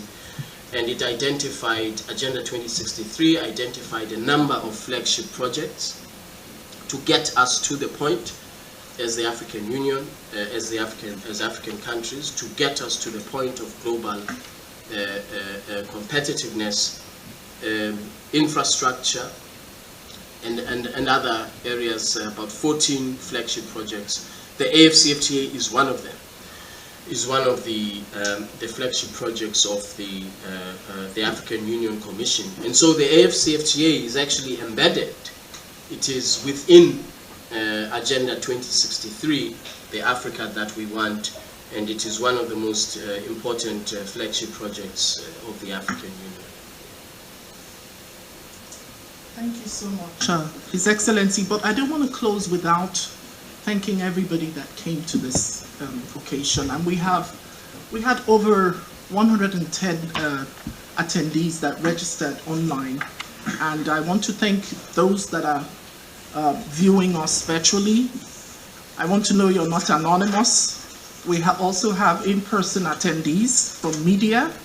We have our esteemed ambassadors here from at least 5 AfCFTA member nations. We also have a U.S. public sector represented from Commerce Department. We have also USTR. We have academia, all esteemed guests. We have private sector. So I really thank you all for coming. We have refreshments out there now with just water. And so they're all boxed. So we're taking into consideration, making sure that we're guarding against COVID, although we're not wearing masks. I know nobody has COVID here, thankfully, but call us if you ever caught COVID and we will circulate. We have a list here, but hopefully not, because we've all been vaccinated. So we exercise precautionary measures. I want to assure you all, everybody here has been vaccinated, and we checked that. So I want to thank you, Her Excellency, Madam Ambassador, for Suka-Mafudze, for co-hosting this with my co-host, Frank Samolis. And I also want to thank my esteemed co-panelist, Scott Wisner, for joining us, and also our virtual guest, Ambassador Wisner, and last but definitely not the least, our featured distinguished guest, His Excellency Mene. I wanted to say Wamkele Mene, but I just say His Excellency Mene. For I'm sure you're used to people calling you either Wamkele, His Excellency Wamkele, or His Excellency Mene. But regardless, we really want to thank you for a very, very, very succinct, very good presentation and on everything that we covered today. We don't have any more questions until we see you next time. Take care now. Well, thank you very much. Thank you, Prof. Let me also thank you for this idea, you and Frank, for having this dialogue. I want to thank also our ambassador here and my dear friend Scott. You were mentioning the title, Your Excellency. So after my election, somebody asked me, well, what is it that you look forward to about the position? I said the one thing that I look forward to the most is for my wife to call me Your Excellency. I like that. It has not happened. I was going to say, good luck with that. It will never happen. So thank you very, very much. But please, let me thank, I forgot to thank your staff for coming. Peter has left. Where is Peter? Yes, Peter Sawarno. Yes, and also Mr. Tarek. And also Seraphine. Where is Seraphine? And also my employees, Keisha and Monzima, and also the tech guru, Alan. We can't forget that. Okay, take care. Thank you. Thank you very much. Thanks.